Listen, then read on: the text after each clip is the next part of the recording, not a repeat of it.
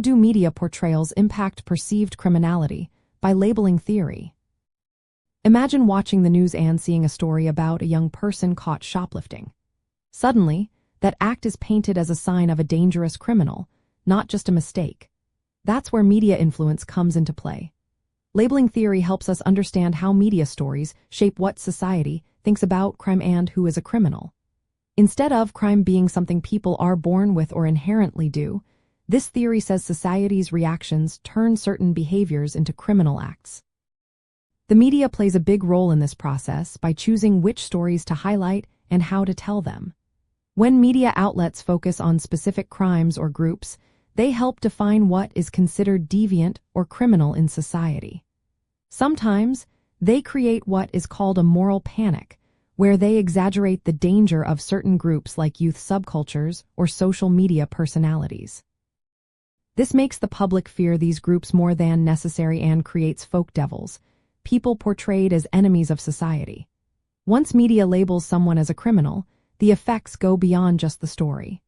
The person might start to see themselves as a criminal because society keeps reinforcing that idea.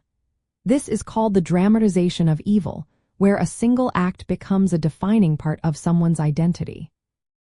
If media coverage is repeated and sensationalized, it can lead to secondary deviance. That's when the person begins to see themselves as a criminal and continues to act that way because they believe that's who they are. Media coverage can speed up this process by naming individuals, sharing their photos, and constantly referencing their criminal status.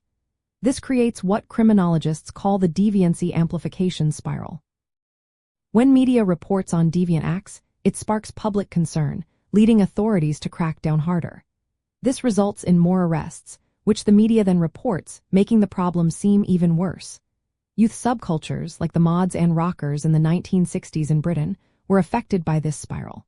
Media attention turned casual groups into organized identities because young people started to see themselves through the media's lens. The language used by media also matters a lot. Words like felon, offender, or inmate are not neutral. They reinforce bias and make people see individuals as their criminal labels. This language influences public opinion, making people more supportive of harsh punishments and less open to reform. When media consistently dehumanizes individuals with these labels, it becomes harder for society to see them as people who can change.